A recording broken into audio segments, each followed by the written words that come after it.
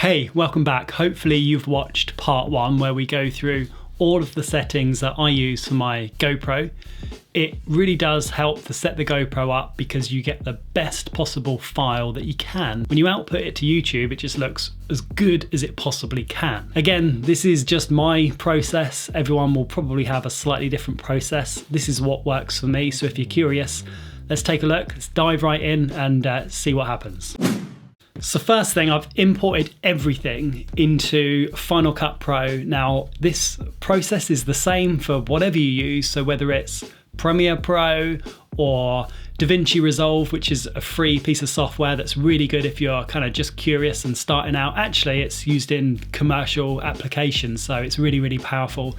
But I use Final Cut. It works really, really well on my MacBook. So I've imported everything, and you can see here in the browser that I've got loads and loads of clips from the day. And even though I mentioned that I try and limit the amount that I record, I've got a lot here. The first thing that I do is I import it all and put it all on the timeline. So I've got a massive, like the whole day's worth of filming on the timeline. So here we go. So I'm just gonna grab the top and go right to the bottom, and I'm just gonna press E and load it all, and damn, I've got 1 hour and 8 minutes of footage, and that's with me really limiting the amount that I recorded. But it was Bike Park Wales, it's quite a good day, it's quite a big bike park, so I've got a lot. My process is as follows.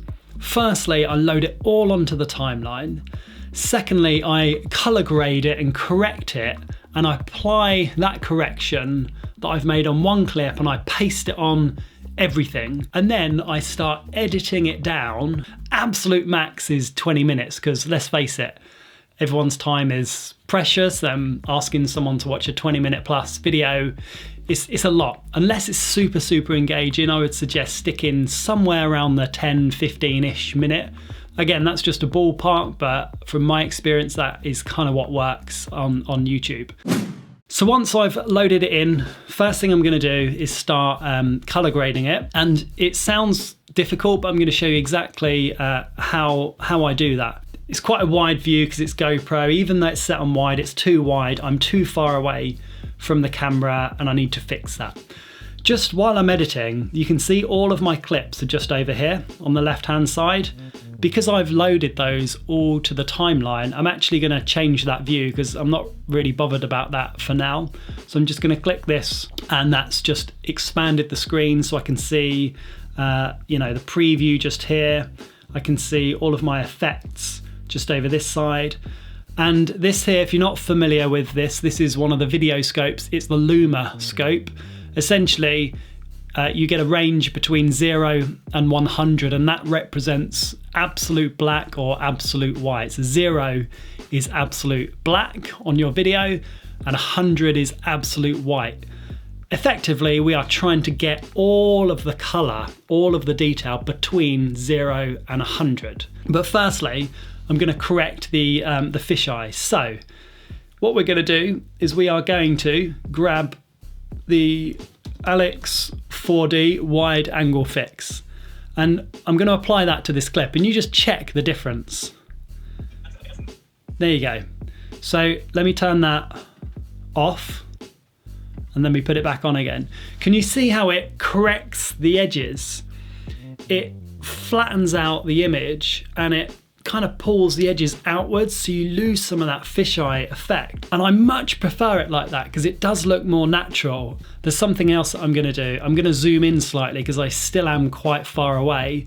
So I am going to zoom in on this little transform control. You can see I've got the scale here, so I can scale in or zoom in. And I'm going to go in by 10%. So I'm going to set that at 110. So there you go. So it's just brought me to the center a little bit more. I'm not so much in the background. It just looks a little bit more natural. The next thing I'm going to do is I'm just going to move the frame up a little bit. Because I've zoomed in, I can move the frame around. So that's a 4K image, by the way, a 4K video. So I have lost a little bit of resolution, but to be honest, no one will notice at all.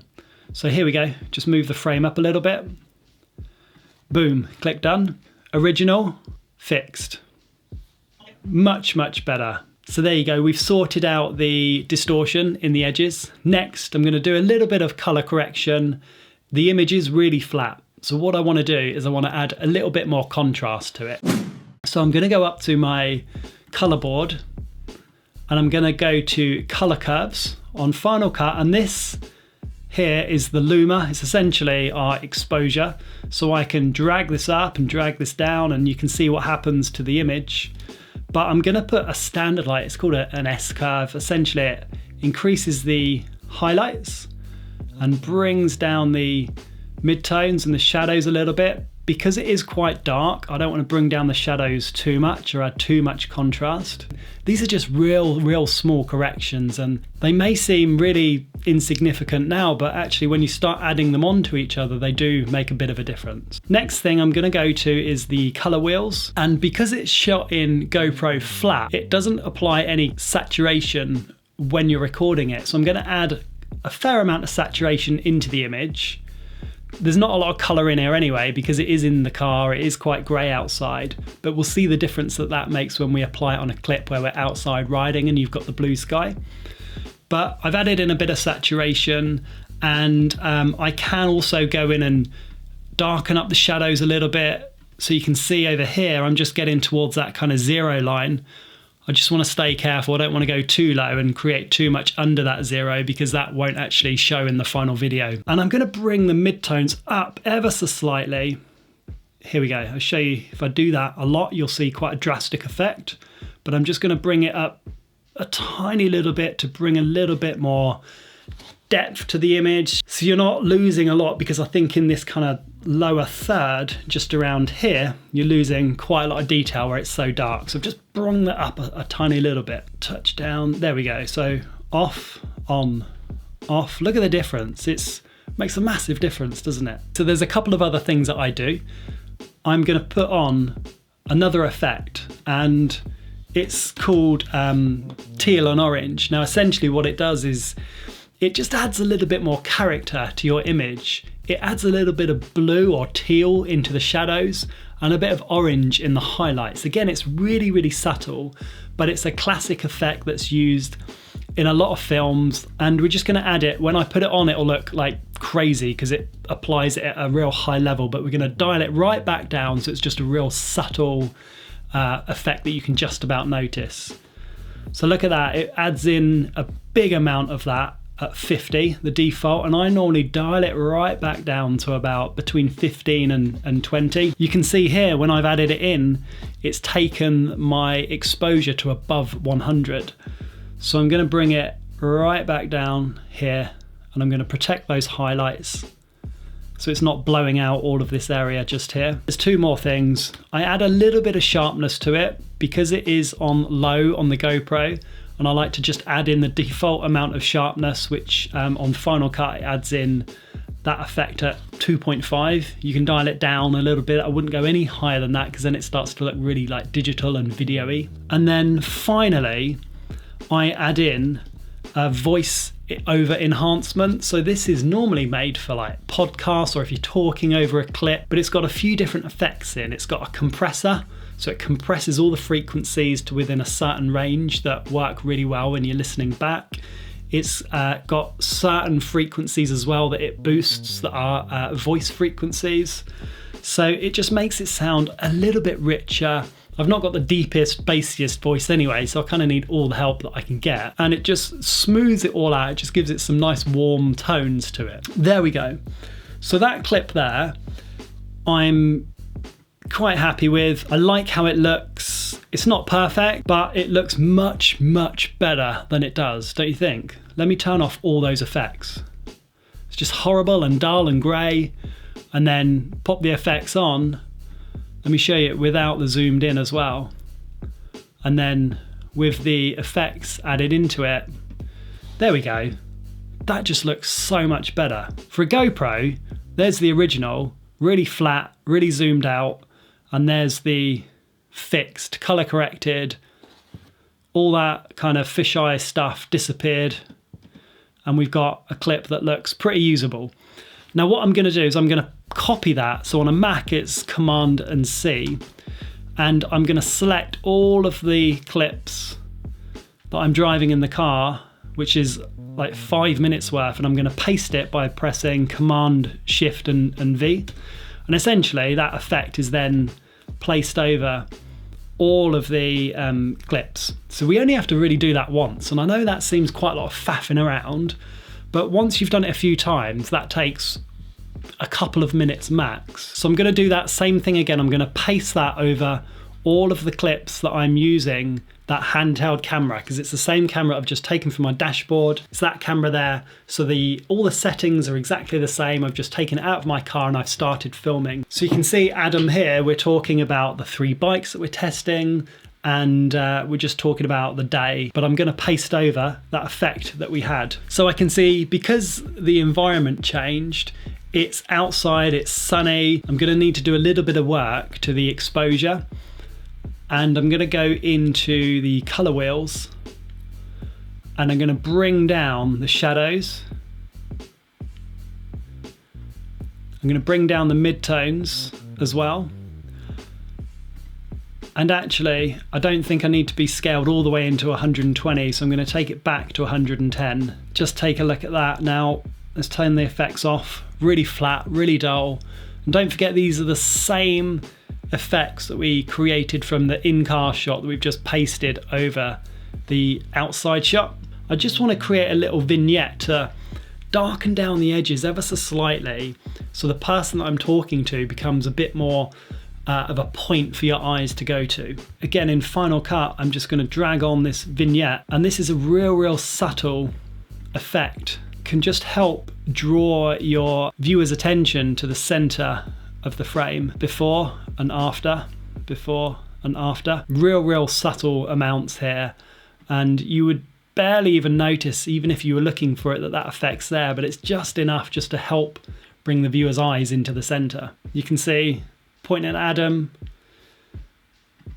vignette off, vignette on, just slightly draws your eyes into the middle. Okay, I'm going to copy that and I'm going to paste it on all of the clips that we are outside chatting about bike. There we go, paste. Now all of those clips have that applied to. Look at that, look how good that shot looks. For a GoPro, handheld, bearing in mind I'm riding the bike at the same time as filming Adam, and just with some basic enhancements, it just looks so rich, so nice, and got a lot of colour in it. The angles on the outside, it's not too fisheye, it just looks good, doesn't it? It's a real nice clip, like that. I'm going to paste on all of those colour corrections that I did to the clip where I'm using the handheld GoPro, apart from the wide angle fix, because I don't need to fix that, because it's super view, it works really well. I don't want to correct those wide angles. So I'm going to paste, but I'm going to just uncheck the wide angle fix and the vignette. I don't want that vignette on there either. Boom, there we go. Let me show you again with all of the effects off. It just looks like really dull. Not much going on, but all of that contrast and color that we've added in. Now, there's actually a couple of things that I'm going to do to this clip just to spice it up that little bit more. I'm going to add in some saturation to some specific colors within this clip.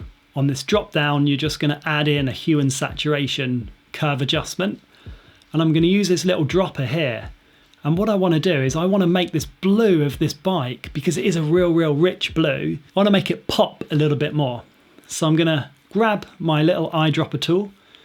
I'm going to pop it there and I'm going to grab that little bit of color. So essentially what we're going to do is we're going to say, hey, look, we just want the blues to be more saturated. So rather than just oversaturating everything, I'm just going to pull out that blue. And it's probably also going to make the sky a little bit bluer as well. So there we go, we've picked it out. And can you see, look at the difference that it makes to the bike. So if I boost it all the way up, it's almost like this turquoise color. If I bring it down, it's like totally gray, it's got no color in it. I'm just going to boost it up a little bit more, and I'm going to do exactly the same for the red in the bike as well. So we've grabbed a bit of the red, pumped that up a little bit. All right, there we go. Look at that clip with those adjustments on. Look at the bike, it just really pops out, doesn't it? Sky's looking good. Can you see we've got a bit more blue? just over here.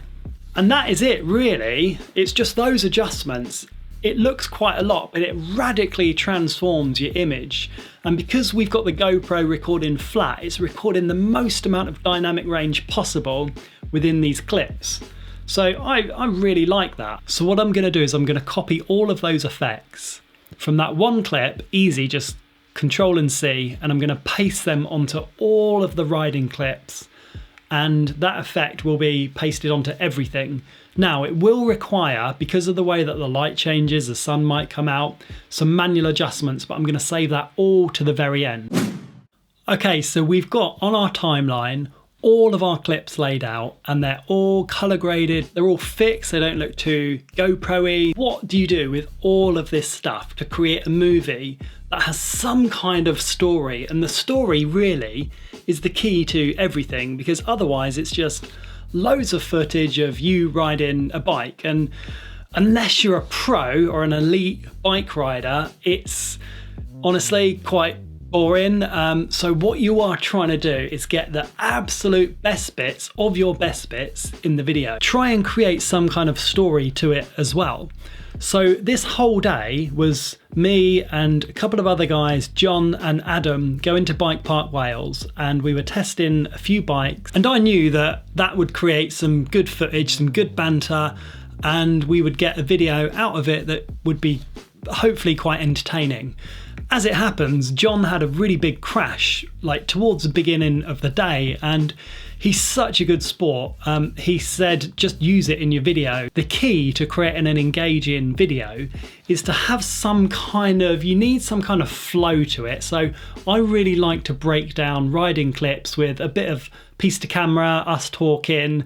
It just separates the monotony of bike riding. I'm going to go through from the very, very beginning, and that 5-minute segment of me talking to the camera in my car, I'm going to just cut down, and I'm just going to get the highlights of that bit, which is we're going to Bike Park Wales, we've got some bikes to test. That's it really. So be brutal, be really brutal in what you keep. And the thing with this stuff is, if you get slightly bored when you're editing it, if there's a few seconds in there that your mind is wandering and thinking of your next ride or an email or something else, that is a sign that it is a boring clip. Be really, really brutal and keep in only the best bit. I really struggle with this because I like watching my riding back, so I struggle, but I have to dump 90% of it. So we've got 1 hour and 8 minutes of footage here. So we're going to get it right down to around 16, 17 minutes ish. And I'm just going to cut out using on the Mac, Command and B, that brings out the blade. And I'm going to delete all of the stuff that I think is not adding any value whatsoever. And I'm going to be left with a timeline that's got the absolute highlights from the day. I'm not going to make you watch all of this because I'm going to go through and we're going to come back and I'm going to tell you exactly what I've done. And thinking about what I said about John's crash, I'm going to focus some of the video on there, and I'll probably slow it down because I was following him, so I'm going to slow it down in the lead up to the crash. I'm probably going to add like a little countdown timer, because if I'm using that as a thumbnail, people will want to see the crash straight away. They're scrolling through YouTube, they see a bit of clickbait, which is John falling off his bike, flying through the air. That's what they're going to want to see. So I'm going to put a countdown timer to the crash. They can just go straight to that part. Cut out all of the stuff that I don't think is any good at all. And I'm just going to try and get this movie right down, focus, get rid of all the crap, anything that's boring, cull it, doesn't deserve to be in your final production, tell a story, pull out the best bits, give some variety to the flow of the timeline as well. You don't have to do it all in a linear order as well. Sometimes there'll be bits that I've filmed an hour in the future, but I've pulled it forward because it kind of makes sense and it helps the flow of the video as well. So it doesn't all have to be linear. There's some little cheats that you can do.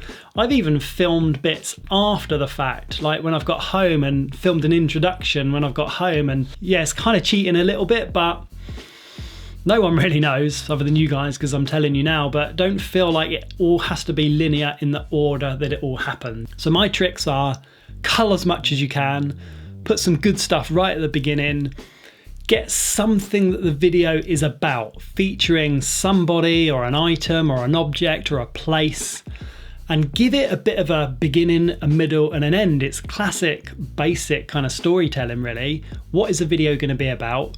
What are you doing? Have what it's about, and then some kind of conclusion. So the other thing with this video is I've tried to get as much vlog style footage as possible using this guy and just chats, anything. And obviously everyone has to be comfortable with what you're filming, but this is gold. You can get some really magic moments on this.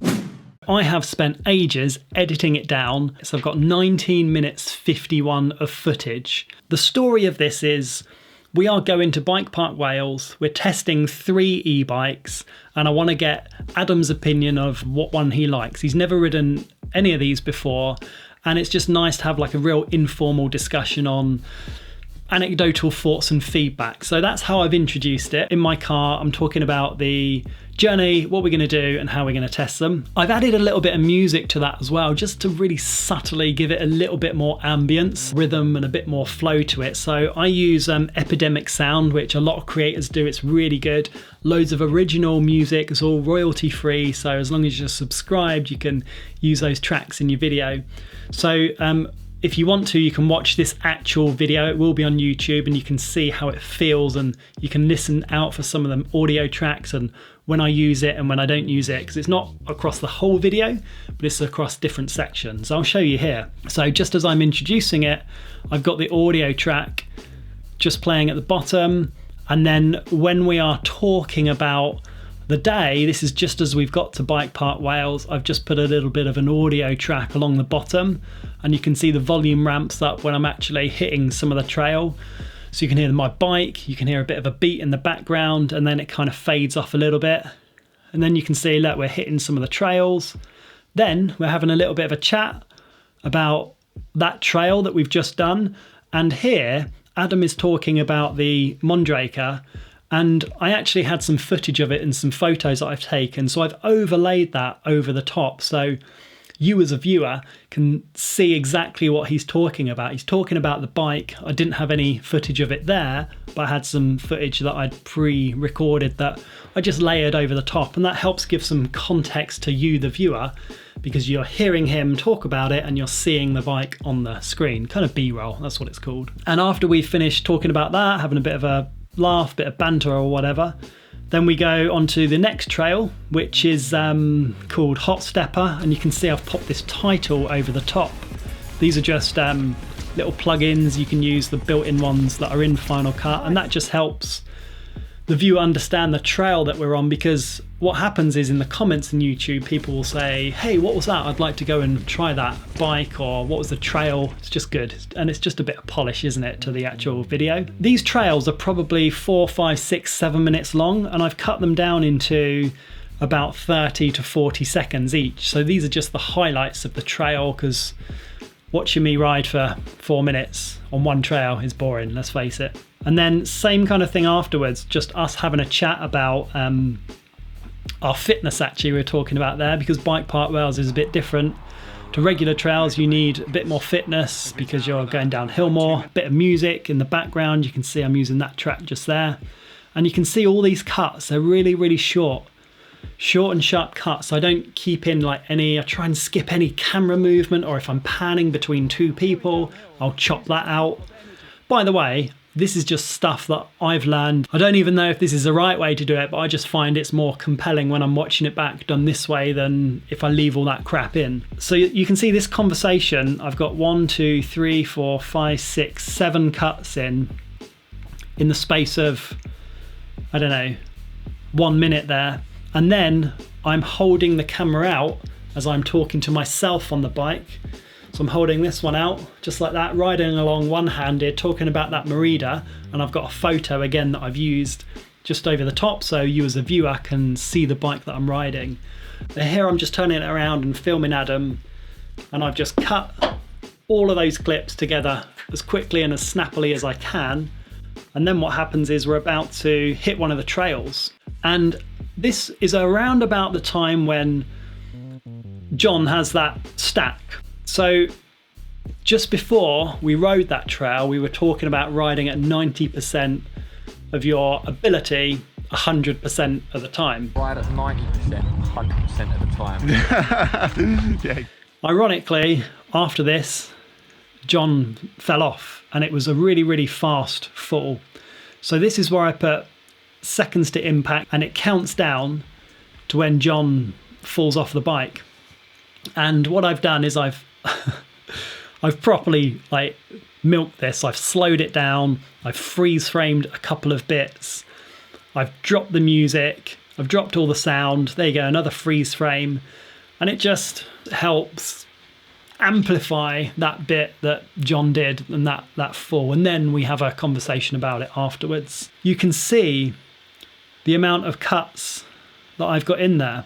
So if you think we had 1 hour and 8 minutes of footage, which is not a lot in the grand scheme of things. I did try and limit the amount of times that I press record and just tried to press it when I felt that there was going to be a highlight or something really interesting happening.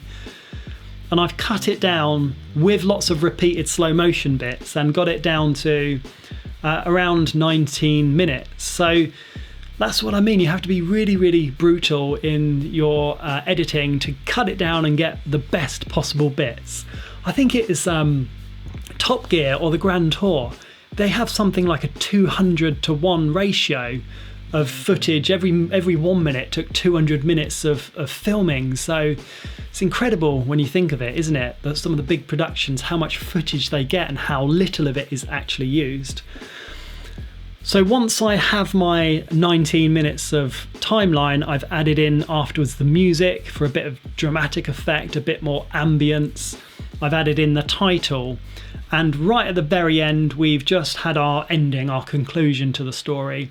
And that is us talking about the 3 bikes that we were testing, talking about John's crash that he unfortunately had, and just talking about how much fun we had. And then it just ends, us saying goodbye, and then the subscribe link right at the end. So that is it. It's actually quite a lot that goes into it, and you don't see what you don't see when you watch the end YouTube video, but hopefully that gives you a bit of context into how I edit. Like I said, this is not the way of doing it. This is just a way, my way of doing it, and this works for me. And this is the same process that I use on bike reviews, on anything.